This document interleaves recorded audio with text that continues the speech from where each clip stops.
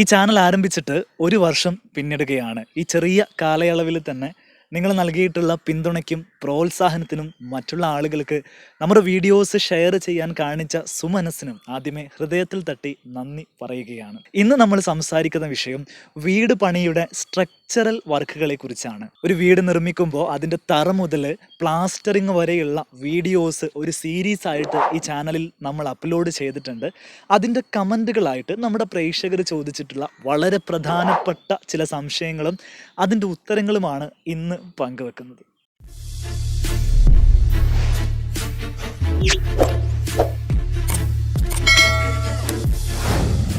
വീട് നിർമ്മിക്കാൻ വേണ്ടിയിട്ട് നമ്മളൊരു പ്ലോട്ട് വാങ്ങുന്ന സമയത്ത് എന്തെല്ലാം കാര്യങ്ങൾ ശ്രദ്ധിക്കണം എന്നതിനെക്കുറിച്ച് ചെയ്ത ഒരു വീഡിയോയുടെ താഴെ നിലം എന്നടയാളപ്പെടുത്തിയ ഭൂമി വാങ്ങാൻ സാധിക്കുമോ എന്ന് ചോദിച്ച ആളുകളുണ്ട്. അതൊന്ന് വ്യക്തമാക്കി തരാം.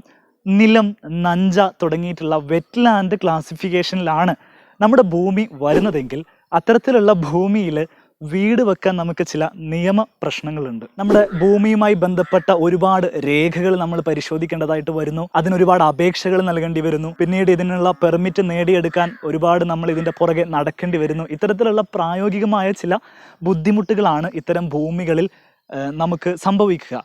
വിജ്ഞാപനം ചെയ്യപ്പെട്ട കൃഷിഭൂമി, വിജ്ഞാപനം ചെയ്യപ്പെടാത്ത കൃഷിഭൂമി, എങ്ങനെ രണ്ട് തരത്തിൽ ഇത്തരത്തിൽ വെറ്റ്ലാൻഡ് ഭൂമികളെ തരംതിരിക്കാറുണ്ട്. നമ്മുടെ ഭൂമി ഇതിലേതിൽ വരുന്നു എന്ന് നമ്മൾ കണ്ടുപിടിക്കേണ്ടതുണ്ട്. അതിനനുസരിച്ചിട്ടുള്ള അപേക്ഷകളും കാര്യങ്ങളുമാണ് നമ്മൾ ചെയ്യേണ്ടി വരിക. 10 സെൻറ്റ് സ്ഥലം വരെയുള്ള ആളുകൾക്കും 120 m², അത് ഏകദേശം 1290 സ്ക്വയർ ഫീറ്റ് വരെ വീട് വെക്കാനുള്ള അനുമതിയെ നമുക്ക് പഞ്ചായത്തിൽ നിന്നോ മുനിസിപ്പാലിറ്റിയിൽ നിന്നോ കോർപ്പറേഷനിൽ നിന്നോ ലഭിക്കുകയുള്ളൂ.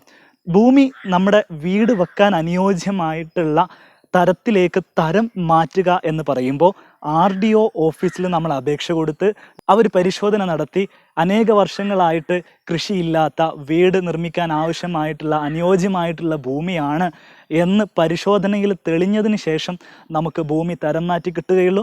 അങ്ങനെയുള്ള ഭൂമികളിലെ നമുക്ക് കൂടുതൽ ഏരിയയുള്ള വീടുകൾ നിർമ്മിക്കാൻ സാധിക്കുകയുള്ളൂ. അത്തരത്തിലുള്ള നിയമപ്രശ്നങ്ങൾ നമ്മുടെ മുന്നിലുള്ളത് കൊണ്ടാണ് നിലം അല്ലെങ്കിൽ നഞ്ച തുടങ്ങിയിട്ടുള്ള ഭൂമികൾ വാങ്ങുന്ന സമയത്ത് നമ്മൾ ഒന്നുകൂടെ ആലോചിക്കണം എന്ന് പറയുന്നത്. ഇത്തരത്തിലുള്ള ഭൂമികളിൽ നമ്മുടെ കർശനമായിട്ടുള്ള ഉപാധികളോട് കൂടെ നിയമത്തിനകത്ത് നിന്ന് മാത്രമേ നമുക്ക് വീട് നിർമ്മിക്കാൻ സാധിക്കുകയുള്ളൂ എന്നുള്ള കാര്യം നിങ്ങൾ മനസ്സിലാക്കുക. ഇനി ഭൂമി വാങ്ങിക്കഴിഞ്ഞാൽ നമ്മൾ സ്വന്തമായിട്ട് വാങ്ങിയ ഭൂമിയിൽ നമ്മൾ സ്വയം പ്ലാന് തയ്യാറാക്കുമ്പോൾ ഇതിൻ്റെ സൈസുകളും കാര്യങ്ങളൊക്കെ എങ്ങനെയാണ് തീരുമാനിക്കാൻ സാധിക്കുക എന്നൊരു സുഹൃത്ത് ചോദിച്ചിരുന്നു. നമ്മുടെ ആവശ്യങ്ങളും എന്താണ്, നമുക്ക് ഏത് തരത്തിലുള്ള വീടാണ് വേണ്ടത് എന്ന് ആർക്കിടെക്റ്റിനേക്കാളും കൂടുതലായിട്ട് അറിയാൻ സാധിക്കുന്നത് നമുക്ക് തന്നെയാണ്. അതുകൊണ്ട് തന്നെ നിങ്ങൾക്ക് നിങ്ങളുടെ സൗകര്യങ്ങളും ആവശ്യങ്ങളും അനുസരിച്ചിട്ടുള്ള ഒരു പ്ലാൻ, സാമ്പിൾ പ്ലാനായിട്ട് തയ്യാറാക്കി നോക്കാവുന്നതാണ്. നമ്മുടെ സ്ഥലത്തിൻ്റെ പരിമിതികളെക്കുറിച്ചും നമുക്ക് വീട് വെക്കാൻ ലഭിക്കുന്ന സ്ഥലത്തെക്കുറിച്ചൊക്കെ നമുക്ക് തന്നെ ഒരു ഐഡിയ ഉണ്ടാക്കാൻ അത് നമ്മളെ സഹായിക്കും. എന്നാൽ അത്തരത്തിൽ വരയ്ക്കുന്ന ഒരു പ്ലാന് നമ്മൾ ഫൈനലൈസ് ചെയ്യുന്നതിന് മുമ്പ് ഒരു എഞ്ചിനീയറുമായിട്ടോ ആർക്കിടെക്റ്റുമായിട്ടോ നമ്മളൊന്ന് കൺസൾട്ട് ചെയ്യേണ്ടത് വളരെ ഇമ്പോർട്ടൻ്റ് ആണ്. കാരണം പ്രൈവസി, സ്പേസ്, സേഫ്റ്റി, ഈ 3 കാര്യങ്ങളാണ് ഒരു പ്ലാൻ ചെയ്യുമ്പോൾ പ്രധാനമായിട്ടും അതിന് ഉണ്ടായിരിക്കേണ്ടത്. നമ്മൾ വരയ്ക്കുന്ന പ്ലാനിനകത്ത് ഫർണിച്ചർ ലേഔട്ടുകൾ നൽകാനുള്ള സ്പേസ് ഉണ്ടോ എന്നുള്ള കാര്യം നമ്മൾ പരിശോധിക്കേണ്ടതുണ്ട്. നമ്മൾ തന്നെ പ്ലാൻ വരയ്ക്കുന്ന സമയത്ത് വെന്റിലേഷനുകൾക്ക് വേണ്ടിയിട്ട് ഒരുപാട് ജനലുകളൊക്കെ നൽകുന്ന സമയത്ത് പിന്നീട് നമ്മുടെ ഇലക്ട്രിക്കൽ വർക്കുകൾക്കും ഇൻറ്റീരിയർ വർക്കുകൾക്കും ഒക്കെ ഒത്തിരി പൈസ ചിലവാകുന്ന തരത്തിലാണോ നമ്മൾ സംവിധാനിക്കുന്നത് എന്നറിയണമെങ്കിൽ ഈ കാര്യത്തിൽ എക്സ്പേർട്ട് ആയിട്ടുള്ള മുൻപരിചയമുള്ള ഒരാളുടെ സഹായം നമുക്ക് ആവശ്യമാണ്. അതുകൊണ്ട് തന്നെ പ്രോപ്പറായിട്ട് ഒരു എഞ്ചിനീയറുടെ സഹായം ഇല്ലാതെ നിങ്ങൾ തന്നെ പ്ലാൻ ഫിക്സ് ചെയ്യുന്നതിന് മുമ്പ് നമുക്ക് ഈ വിഷയത്തിലൊക്കെ എത്രത്തോളം ധാരണ ലഭിച്ചിട്ടുണ്ട് എന്ന് പരിശോധിക്കുന്നത് നന്നായിരിക്കും. തറ നിർമ്മാണവുമായി ബന്ധപ്പെട്ട് ഞാൻ അപ്ലോഡ് ചെയ്ത വീഡിയോയുടെ അടിയിൽ വന്ന കമൻ്റാണ് DPC ബെൽറ്റുകളെ കുറിച്ച് പലർക്കുമുള്ള ഒരു സംശയങ്ങൾ. DPC ബെൽറ്റുകൾ നമ്മൾ ഫൗണ്ടേഷൻ്റെ മുകളിലാണോ നൽകേണ്ടത് അല്ലെങ്കിൽ ബേസ്മെൻറ്റിൻ്റെ മുകളിലാണോ നൽകേണ്ടത്? ഇതാണ് പ്രധാനപ്പെട്ട ഒരു സംശയം. രണ്ടാമത്തത്, ബെൽറ്റ് തന്നെ ആവശ്യമുണ്ടോ? പഴയ വീടുകൾക്കൊന്നും ബെൽറ്റ് ഇല്ലല്ലോ എന്നുള്ളത് രണ്ടാമത്തെ ഒരു സംശയം. എൻ്റെ അഭിപ്രായത്തിൽ DPC ബെൽറ്റുകൾ നൽകുന്നത് എന്തുകൊണ്ടും അനുയോജ്യമാണ്. ബെൽറ്റ് നമ്മൾ നൽകുന്നതിന് പ്രധാനമായിട്ടും 2 കാരണങ്ങളാണുള്ളത്. നമ്മുടെ വീടിൻ്റെ അതായത് നമ്മുടെ സ്ട്രക്ചറിൻ്റെ ലോഡ് ഏതെങ്കിലും ഒരു പോയിന്റിൽ കേന്ദ്രീകരിക്കാതെ നമ്മുടെ തറയിലേക്ക് അത് കൂടുതൽ പരക്കുന്ന തരത്തിൽ ഡിസ്ട്രിബ്യൂട്ട് ചെയ്യപ്പെടാൻ ഇത്തരത്തിലുള്ള ബെൽറ്റുകൾ കൊണ്ട് സാധിക്കുന്നുണ്ട്. അതുകൊണ്ട് തന്നെ ഏതെങ്കിലും ഭാഗത്ത് സെറ്റിൽമെൻറ്റുകൾ സംഭവിക്കാനോ നേരിയ ഭൂചലനങ്ങളോ കുഴൽക്കിണറുകളോ മറ്റോ അടിക്കുമ്പോൾ നമ്മുടെ ഭൂമിക്കുണ്ടാവുന്ന ചെറിയ വൈബ്രേഷനുകളോ നമ്മുടെ മണ്ണിൻ്റെ ബലക്കുറവോ ഒന്നും തന്നെ നമ്മുടെ ഭിത്തികളെ കാര്യമായിട്ട് സ്വാധീനിക്കാതിരിക്കാൻ ഒരു പരിധിവരെ DPC ബെൽറ്റുകൾ നമ്മളെ സഹായിക്കും. രണ്ടാമത് DPC ബെൽറ്റുകളെ കൊണ്ടുള്ള ഒരു ഉപയോഗം ഇതൊരു ഡാമ്പ് പ്രൂഫ് കോഴ്സ് എന്ന് വെച്ചാൽ ഈർപ്പത്തെ തടയാനുള്ള ഒരു കവറിംഗ് ആയിട്ട് നിലനിൽക്കും എന്നതുകൂടെയാണ്.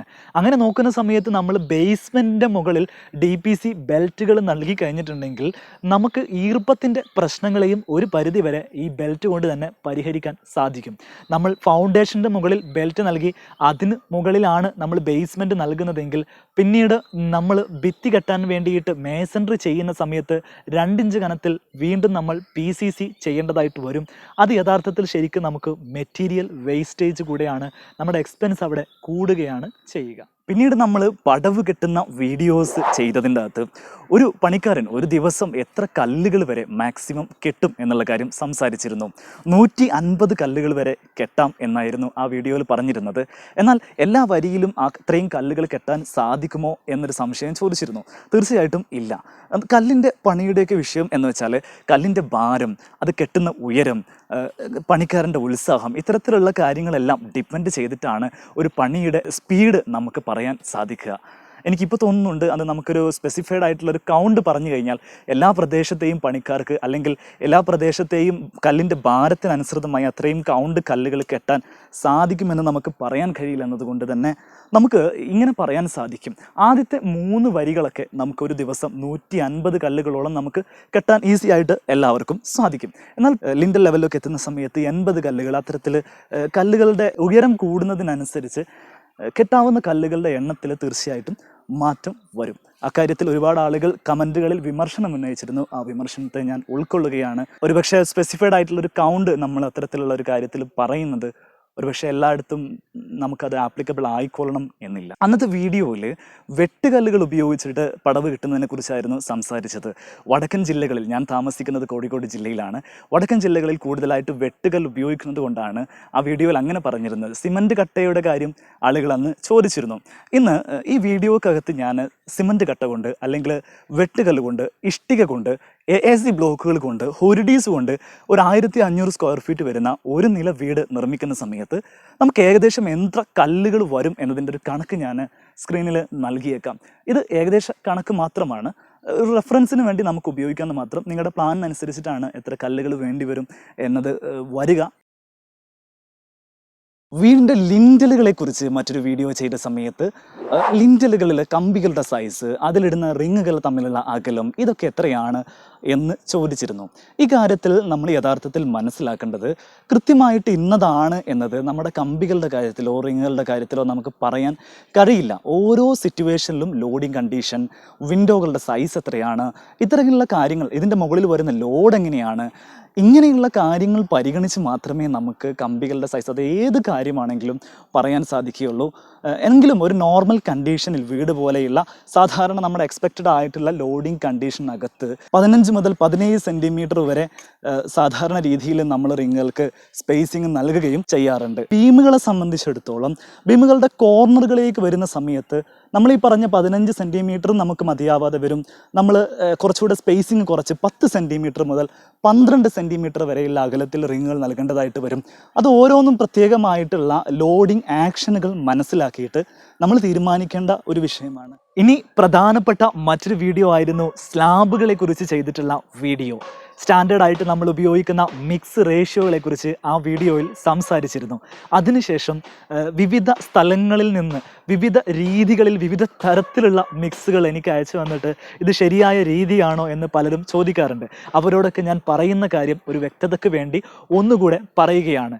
ചില സൈറ്റുകളിൽ ചില പ്രത്യേക സാഹചര്യങ്ങളിൽ നമ്മൾ ഉപയോഗിക്കുന്ന മെറ്റീരിയൽസിൻ്റെ ക്വാളിറ്റിക്കനുസരിച്ചോ നമ്മൾ ചേർക്കുന്ന വെള്ളത്തിൻ്റെ അളവിൽ മാറ്റം വന്നതുകൊണ്ടോ സൈറ്റ് മിക്സിൽ ചില മാറ്റങ്ങൾ വരുത്തിയിട്ട് കോൺക്രീറ്റിൻ്റെ സ്ട്രെങ്ത് കീപ്പ് ചെയ്യാൻ എഞ്ചിനീയേഴ്സ് ശ്രമിക്കാറുണ്ട്. എന്നാൽ ആധികാരികമായിട്ട് നമുക്ക് ഉപയോഗിക്കാവുന്ന സൈറ്റ് മിക്സുകളാണ് നമ്മൾ M15 എന്നും M20 എന്നും പറയാറുള്ളത്.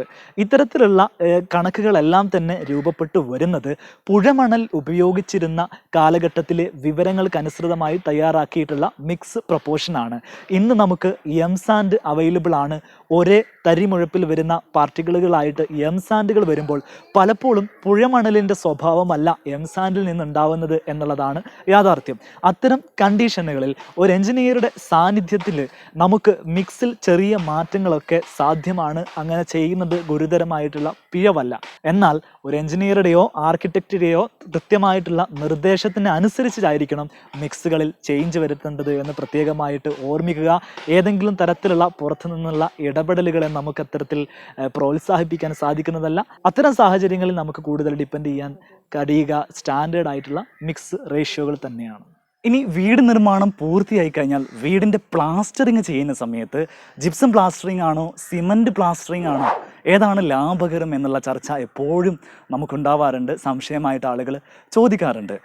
ജിപ്സം പ്ലാസ്റ്ററിങ്ങിൻ്റെ കാര്യത്തിൽ നമ്മൾ മനസ്സിലാക്കേണ്ട കാര്യം, ജിപ്സം പ്ലാസ്റ്ററിങ് ലാഭകരമാണ് എന്ന ആളുകൾ പറയുന്നത് സിമൻറ്റ് പ്ലാസ്റ്ററിന് മുകളിൽ പുട്ടിയിട്ട് അതിന് മുകളിൽ പ്രൈമർ ചെയ്ത് എമൽഷൻ അടിച്ച് ഫിനിഷ് ചെയ്യുന്നതും ജിപ്സം പ്ലാസ്റ്ററിങ് ചെയ്യുന്നതും തമ്മിൽ കമ്പയർ ചെയ്യുകയാണെങ്കിൽ ജിപ്സം പ്ലാസ്റ്ററിങ്ങിന് ലാഭകരമാണ് എന്നുള്ളതാണ്. എന്നാൽ അതിൽ തന്നെ നിങ്ങൾ മനസ്സിലാക്കേണ്ട കാര്യം, പല കമ്പനികളും ജിപ്സം പ്ലാസ്റ്ററിങ് ചെയ്യുന്നത് പല റേറ്റിനാണ്. ഹിന്ദിക്കാർ ജിപ്സം പ്ലാസ്റ്ററിങ് ചെയ്യുമ്പം 32 രൂപ മുതലും മലയാളികൾ ജിപ്സം പ്ലാസ്റ്ററിങ് ചെയ്യുമ്പം 35 രൂപ മുതലും നമുക്ക് സ്ക്വയർ ഫീറ്റിന് കോസ്റ്റ് വരുന്നുണ്ട്. അതേസമയത്ത് സെയിൻറ്റ് ഗോബൈൻ പോലെയുള്ള ക്രെഡിബിൾ ആയിട്ടുള്ള ബ്രാൻഡുകൾ അവരുടെ മോയ്സ്ചർ റെസിസ്റ്റൻ്റ് ആയിട്ടുള്ള ജിപ്സം പൗഡറുകൾക്ക് 42 രൂപ വരെ സ്ക്വയർ ഫീറ്റിന് കോസ്റ്റ് വരുന്നുണ്ട്. ഈ കോസ്റ്റ് ഏത് കോസ്റ്റിലാണ് നമ്മൾ ചെയ്യുന്നത് എന്നതിന് അടിസ്ഥാനത്തിലാണ് ജിപ്സം പ്ലാസ്റ്ററിങ് നമുക്ക് ലാഭകരമാവുകയോ ഇല്ലയോ എന്ന് നമുക്ക് പറയാൻ സാധിക്കുക. മാത്രമല്ല പെയിൻറ്റ് ചെയ്തതിന് ശേഷം വരുന്ന കോസ്റ്റ് നമ്മൾ കാൽക്കുലേറ്റ് ചെയ്യുമ്പോഴാണ് നമുക്ക് ലാഭകരമാവുന്നത് എന്ന് പറയുമ്പോഴും ഏത് കമ്പനിയുടെ ഏത് പെയിൻറ്റ് ഉപയോഗിച്ചാലാണ്, ഏത് കമ്പനിയുടെ പുട്ടി ഉപയോഗിക്കുമ്പോഴാണ് നമുക്ക് ലാഭകരമായിട്ട് വരിക എന്നുള്ള കാര്യങ്ങളൊക്കെ വ്യക്തമാവേണ്ടതുണ്ട്. എല്ലാ പെയിൻറ്റ് കമ്പനികൾക്കും 3 തരം പെയിൻറ്റുകളാണ് ഉണ്ടാവുക. എക്കോണമി സീരീസിൽ വരുന്ന വില കുറഞ്ഞിട്ടുള്ള പെയിൻറ്റുകൾ, പിന്നീടൊരു മീഡിയം റേഞ്ചിൽ വരുന്ന പെയിൻറ്റുകൾ, പിന്നീട് പ്രീമിയം റേഞ്ചിൽ വരുന്ന പെയിൻറ്റുകൾ. ഇങ്ങനെ 3 തരത്തിലാണ് പെയിൻറ്റ് കമ്പനികൾ പെയിൻറ്റ് ഇറക്കാറുള്ളത്. അങ്ങനെ ഏത് പെയിൻറ്റ് എടുക്കുമ്പോഴാണ് നമുക്ക് ഈ പൈസ ലാഭകരമായിട്ട് വരുന്നത് എന്നെല്ലാം നമ്മൾ കൃത്യമായിട്ട് കണക്കുകൾ വെച്ച് കമ്പയർ ചെയ്താൽ മാത്രമേ ജിപ്സം പ്ലാസ്റ്ററിങ് നമുക്ക് ലാഭകരമായിട്ട് വരികയുള്ളൂ. അല്ലാത്ത വണ്ണം സിമൻറ്റ് പ്ലാസ്റ്ററിങ്ങും ജിപ്സം പ്ലാസ്റ്ററും തമ്മിൽ കമ്പയർ ചെയ്താൽ ലാഭം പ്രതീക്ഷിച്ച് നിങ്ങൾ ചെയ്യുന്നതിൽ അർത്ഥമില്ല. ജിപ്സം പ്ലാസ്റ്ററിങ്ങിൻ്റെ ഫിനിഷ് നിങ്ങൾക്ക് ഇഷ്ടമാണ്, ആ മിനുസും നിങ്ങൾക്ക് ഇഷ്ടമാണെങ്കിൽ നിങ്ങൾക്ക് ജിപ്സം പ്ലാസ്റ്ററിങ് ചെയ്യാവുന്നതാണ്. പക്ഷേ എക്സ്റ്റീരിയർ പോർഷനിൽ അപ്പോഴും നമുക്ക് ജിപ്സം പ്ലാസ്റ്ററിങ് ചെയ്യാനുള്ള സാധ്യത നിലവിലില്ല. നമുക്ക് ഇൻറ്റീരിയർ ഭാഗത്ത് മാത്രമേ ഇന്ന് ജിപ്സം പ്ലാസ്റ്ററിങ് ചെയ്യാൻ കഴിയുകയുള്ളൂ. എക്സ്റ്റീരിയർ പോർഷൻസിൽ വീടിൻ്റെ പുറം ഭാഗത്തും ടോയ്ലറ്റിൻ്റെ അകം ഭാഗത്തും ഒക്കെ നമ്മൾ സിമൻറ്റ് പ്ലാസ്റ്റർ തന്നെ അപ്പോഴും ആശ്രയിക്കേണ്ടത് കൂടെ വരുന്നുണ്ട് എന്നുള്ള കാര്യം മനസ്സിലാക്കുക. ഓരോ വീഡിയോസിൻ്റെയും ലിങ്ക് ഞാൻ ഡിസ്ക്രിപ്ഷൻ ബോക്സിൽ നൽകിയിരിക്കും. നിങ്ങൾ ആ വീഡിയോ മിസ്സായിട്ടുണ്ടെങ്കിൽ കാണാൻ മറക്കരുത്. നിങ്ങളുടെ അഭിപ്രായങ്ങളും നിർദ്ദേശങ്ങളും എല്ലാം എന്നെ അറിയിക്കുക. ഈ വീഡിയോ നിങ്ങൾക്ക് ഉപകാരപ്പെട്ടിട്ടുണ്ടെങ്കിൽ ലൈക്ക് ചെയ്യുക. മറ്റൊരു വീഡിയോയിൽ കാണാം. അതുവരെ